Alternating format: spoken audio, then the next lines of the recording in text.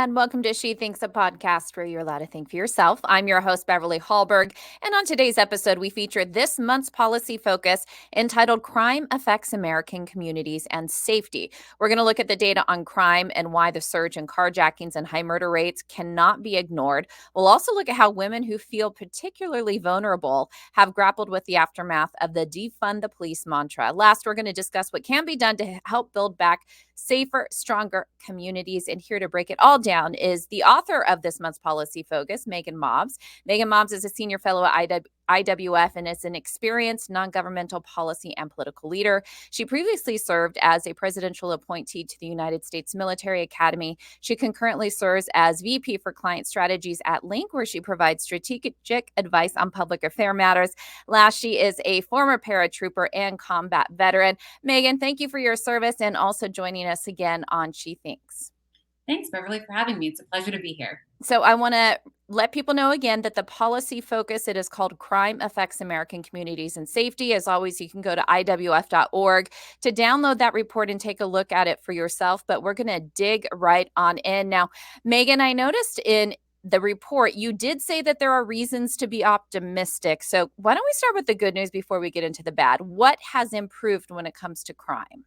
So what I'm really trying to say there is at first glance, like before really digging into the data, people can tout that levels of nearly all offenses from homicide to aggravated assault have shown a decline or remained relatively stable in 2023 when compared to the previous year. So when compared to 2022. Now, the problem though is despite this kind of drop in these crimes, all of them still remain remarkably higher compared to 2019, the year before the pandemic, the murder of George Floyd, and then the subsequent defund the police movement. So really, things actually aren't better. They are better a little bit than last year, but they're certainly not better than they were before the pandemic. And in fact, in some areas like carjackings, they have skyrocketed. They are through the roof in many different cities across America. And I want to dig into that just a little bit. What is it about the carjackings, car theft? Why do you think we're seeing such an increase in those areas?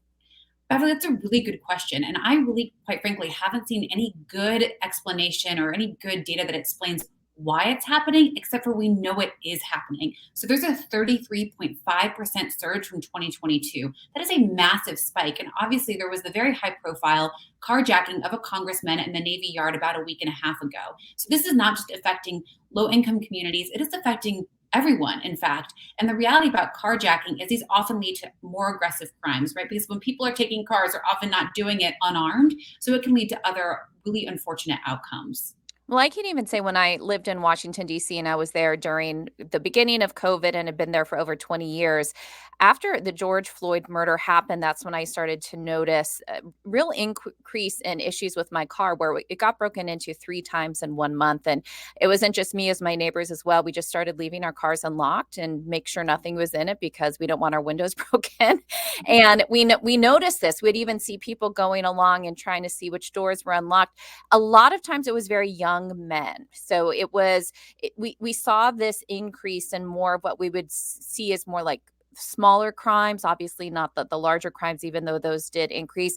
Is this something that you think can be attributed to the fact of lower police protection in these neighborhoods, but also younger people feeling more emboldened, doing this in groups of men going around doing this type of thing?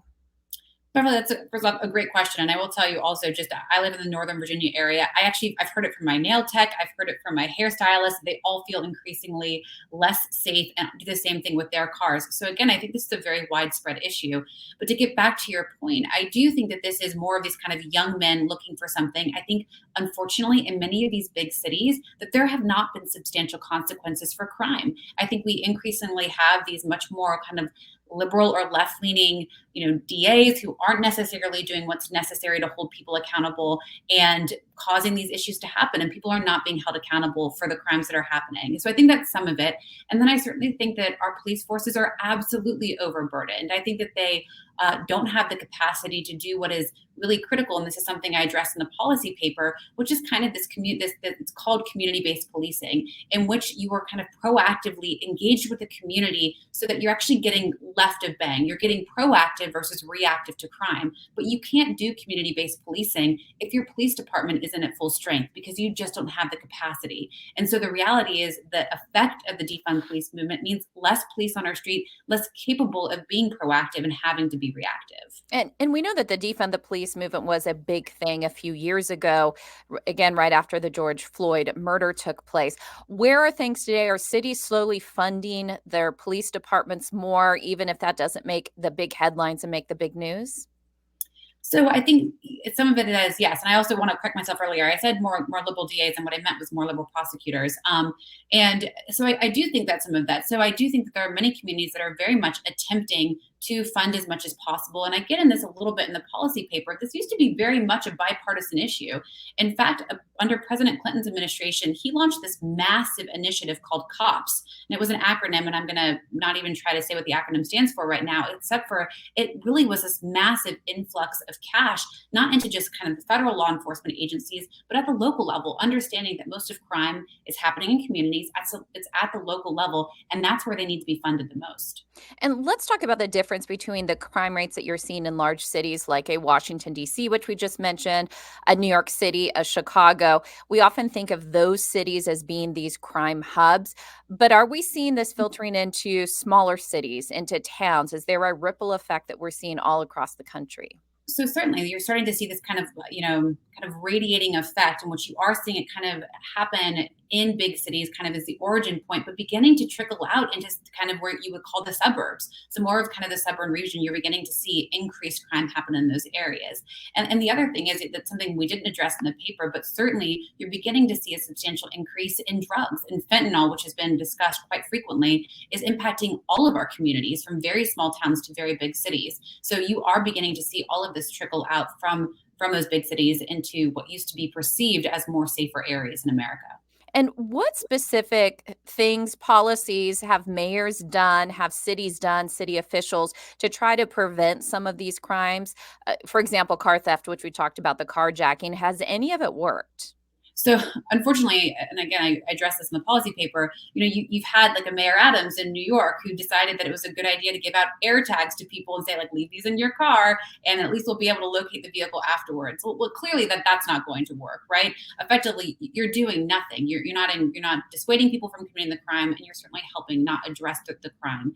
I think that what mayors should be doing and what some I hopeful are doing are really focusing again on making sure that their local law enforcement are at full strength, and not just at full strength, but equipping them to do that more proactive community-based policing, getting out and building trust and rapport with the community that they serve. And that part right there is so critical because there is pretty bipartisan consensus around some police reforms that need to happen, like body cameras, things like that. But that ultimately, especially in vulnerable communities, they appreciate police there. They want police there because it does allow them to feel safe and it does allow them to prosper more. When you have these towns or these cities that are crime ridden, well, they're not as economically prosperous, which means people don't have opportunities. So there is this trickle down effect that can occur. So mayors that are being proactive, ensuring their police forces have funding and are supported by their communities are going to naturally see much better outcomes. And what are we seeing with the retention rate of police officers? I know during COVID, there were a lot of retirements, early retirements. Are we seeing young Americans wanting to be part of their local police force, or is it hard to recruit people these days? So many police force across the nation are grappling with this issue. So it's not just a decline in recruitments, but it's actually an increase in resignations and retirements. And we're not recruiting enough to fill those who are saying, I'm done. I've had enough. I'm either retiring early or I'm resigning. And so resignations are some of the biggest surges that we're seeing across law enforcement agencies by nearly 50% in 2022 compared to figures from 2019. So the reality is it's not just recruitment issues, which we're seeing, and I addressed this previously when we were together about in the military, we are seeing it in law enforcement as well, but it's that other piece, that resignations and retirements that are compounding the issue. And so I want to talk about just what does this do to the American psyche? How are Americans feeling when they don't feel safe, especially when we think about your kids being out there? What does this do to our communities and how we feel about them?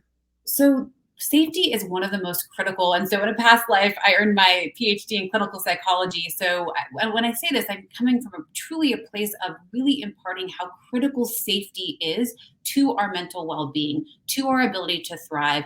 That is such a very primitive part of being a human being, is feeling safe. And when we don't feel safe, it impacts all sorts of outcomes across all different factors of well-being. And the fact is, Americans aren't feeling safe right now. And it's so I think I referenced this in the paper itself. There was a Gallup poll that looked at it. 50% of Americans, 56%, I think, or in that range, believe that crime has increased. But the more marked and more kind of impressive number, and not in a good way, in a bad way, is that 78% feel that crime is riven across the country. And that is a significant amount of people who believe that crime is rampant, and then they feel less safe as a result. And that leads again to all sorts of outcomes related to mental well-being and also participation. When you don't feel safe in your community, you're less likely to engage in civic action. You're less likely to go out to the economy. So it does again have these trickle-down effects across all of these different arenas. Now, you share with us the data, and again, that's outlined in the report. But do you blame 24-hour news coverage at all of the fact that sensationalizing stories does get more viewers? Is part of this just how often we cover it, the way we cover stories, or is the coverage just a true reflection of what we're seeing? I think, Beverly, that's a great question. And I do think it's a bit of both, right? I do think that we are more naturally, right? There is an incentive to the media to, there's obviously the age old axiom about if it bleeds, it leads. Certainly there is some of that in media. Sensationalism draws clicks, it draws eyeballs, it draws dollars. So there is that issue. And that doesn't obscure the fact that the data is clearly showing that crime has increased. Crime is happening. So it is both of them. And I do think the public has and should be informed about crime in their areas. So I'm not really sure if this is a kind of a chicken and egg issue, but I do think it is a bit of both. I will say what I do know is that when people hyper consume a lot of that, whether it's the 24-hour news cycle or watching or kind of going down the rabbit holes on social media or in the media, it can affect their mental health over time as well. Well, I want to talk about women as well because you focus on them in this policy report. Women, of course, feel vulnerable when there are male criminals out there committing crimes, of course, the elderly as well. But we think of women as a vulnerable population, and understandably so. Women have responded in their own way. You talked about gun purchases among women. What is the data? So first off, I want to say too that really only 2 in 10 Americans trust in the government to do what's right. Now, typically law enforcement isn't necessarily folded up underneath that. They kind of break out separately. But I think this is the reason why I'm introducing that statistic, is I think that's important because most people feel that the government isn't actually equipped to protect them. So they are, to your point, kind of taking matters into their own hands. And so what we're seeing is a huge increase in women purchasing firearms. And in fact, one of the biggest increasing groups is Black women, fearing for their safety and going out and taking matters into their own hands by purchasing firearms. And I think this is actually a fantastic thing. I think that really women taking responsibility for their own safety, for their own security, especially when they don't feel safe, is paramount. Now, that doesn't certainly mean that I endorse the fact that I think that our government is failing to make citizens feel safe. I mean that I think it is very impressive that women are saying, okay, well, if the government's not going to do it for me, I'm going to go ahead and do it for myself. And one thing I think is interesting is you see this increase of gun ownership by women, but this comes at the same time. You have often local officials, state officials, but definitely federal officials from the president on down who are talking about gun control. Why is the gun control message not sinking in to even, like you were saying, Black American women who are feeling like they need to go out there and get a gun on their own? I don't know. I oftentimes feel like that kind of narrative at that level is completely disconnected from the reality of most people's lives, of what they're feeling in their lives and what they're doing for their own safety. And so when they talk about that, I think that they're not taking into account just how active women have been. They're one of the biggest subset growing consumers of firearms. And this isn't because they're obviously going out to do nefarious things. It's because they recognize this is both their right, that they have the right to own a firearm, and that they're doing so to protect themselves and their loved ones. And one of the things I get into in the policy paper is the level of femicide. So the intentional murder of women because of their gender is often associated with countries that, kind of countries that don't have high socioeconomic status, kind of, second or third world countries. But the reality is the United States ranks 34th for intentional female homicides, meaning women being killed just for being women. And so when people talk about federal gun control, they are certainly not looking at the subset of women who are being killed oftentimes by a partner and have a requirement to feel safe. Well, before I continue my conversation with Meaghan, I do want to take a moment to ask you, our audience, a question. Are you sick of the extremes in politics? Do you want a fresh look at the policies impacting you, most from a nuanced perspective? Well, then I got a show for you. Every Wednesday morning, the Base Politics podcast is tackling the top stories of the week and helping listeners keep up with our swiftly moving political landscape. Hosted by Hannah Cox and Brad Palumbo, the Base Politics show is dedicated to teaching you how to think, not what to think. You can find it on your favorite podcast platform by searching Base Politics or going to basepolitics.com to learn more. Now, Meaghan, I want to get back to something that you were mentioning earlier, which is the importance of communities and vibrant communities. This crime has a ripple effect where communities aren't as close because people aren't going out and participating in the economy as much. Maybe you opt to, I'm not going to go out on a Friday night like I would before. How can you see crime directly impacting communities? And when we don't have community, what does that mean? So I think it's, again, one of those things that's where it's really a little bit unsure where it's a chicken and egg issue, whether it was kind of the dissolution of communities in America that is causing crime or the other way around, whether it's crime that is causing the dissolution of community. And when I say community here, I don't actually mean like the physical structure of community. What I mean is that I reference this again in the policy paper, a book called The Vanishing Neighbor. And really what he's talking about is he kind of outlines this idea that in America or in most countries, there really is three levels of relationship. And if you think of it as concentric circles, the innermost circle is comprised of those very deep personal relationships, your family, your closest friends, those who you have the kind of very intimate connections with. And then the outermost, the kind of most external ring would be like expanded, social media, acquaintances. And so you're kind of connected, but really superficially on shared interests and oftentimes in a distant fashion. So again, through social media or some other mechanism. But it's that kind of internal circle. So you have your closest one there. That's your biggest one. But that second one, the middle circle, is really composed of those casual relationships. So I mentioned my hairstylist earlier, your nail tech, your neighbors. It's those people that you see kind of often in your lives, but maybe don't have a super intimate relationship with. But that middle ring historically has served as a major binding factor in communities. It provides opportunities for genuine interaction, the sharing of ideas, the development of mutual trust, relationships, feelings of protectiveness for one another because you have that shared sense. But that is declining. That inner circle, people engaging there, is now in decline. And so as a result, there really isn't that necessarily that pull to say, well, this is my community. I want to take responsibility for it. Or this is my neighbor. I want to take responsibility for my neighbor.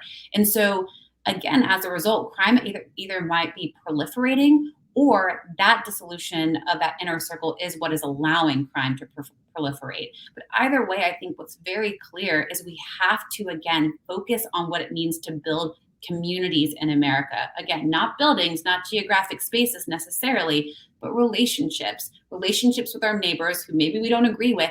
And that's actually okay. What we know is that kind of like serendipity of bumping into one another in that middle circle of relationships is incredibly important for many, many different things related to a healthy society.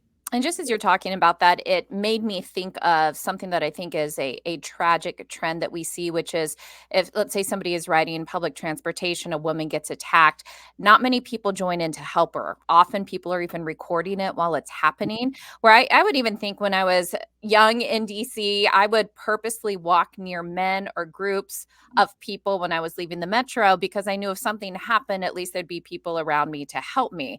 That we seem to have lost that as a society. Is that any thoughts that you have on that?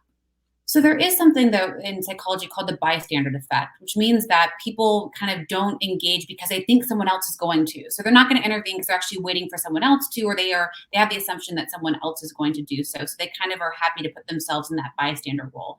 I think that happens some of the time. I actually think it's more nefarious than that. I think what's happening is people have seen what happens, the consequence of them engaging, like a lawsuit against them or being vilified on social media or losing their job preemptively because they do engage, that people are more apt to say, well, not my problem. Again, kind of that piece of community, but also because The repercussions have seemed to be if you engage, if you try to save someone, then you may actually be vilified as a result. So I do think it's a bit of both, that kind of bystander effect, but also the very unfortunate reality for those that have tried to intervene have then been the ones who have been the most vilified in the media, not the person perpetuating the crime. So let's get into my final question, which is you've already said some of these, so it could be a summary, but what do we do? So, as people are concerned about their communities, the crime in their communities, obviously people can vote, but when you're looking at policies that really help, can you summarize those for us again so that people can figure out how to actually solve this problem? First of all, I always think I want to lead with this anytime I'm talking about any policy is we have to get back to this idea that America is an amazing place to be. Yes, clearly we're talking about some major issues, but that love of country, that patriotism, that belief that our country, our community is worth fighting for, and that doesn't mean abroad necessarily. Sometimes that means at home. We have to reinstill that. When people take pride in their community and in their country, well, then of course they're going to do things to improve it. So that's more of just a general philosophical orientation that I approach everything with. But of course, we have to really focus on some kind of crucial police reforms. Clearly, I think the most important thing is that we establish that police is incredibly important. Law enforcement do yeoman's work on so many different things, and we have to support them. And then we have to reach bipartisan consensus on all of it. Yes, of course, there can be improvements and reforms and all of that, but ultimately, we have to reaffirm our commitment to law enforcement and allow them to do their jobs, but then also really encourage local law enforcement, and mayors, like you mentioned earlier, to really ensure that their police are at full strength so that they can do what we know is that very data-driven, effective, proactive community-based policing. So that would be one of the major policy recommendations that I would have. Well, it is an important policy report this month because it's something that affects everyone. Once again, it is called Crime Affects American Communities and Safety. You can find it at iwf.org. Meaghan Mobbs, always a pleasure to have you on. Thank you so much for joining us. Thanks, Beverly. And thank you for joining us. Before you go, IWF does want you to know that we rely on the generosity of supporters like you. An investment in IWF fuels our efforts to enhance freedom, opportunity, and well-being for all Americans. So please consider making a small donation to IWF by visiting iwf.org/donate. That's iwf.org/donate. Last, if you enjoyed this episode of She Thinks, do leave us a rating or review. It does help, and we'd love it if you shared this episode so your friends can know where they can find more She Thinks. From all of us here at IWF, thanks for watching.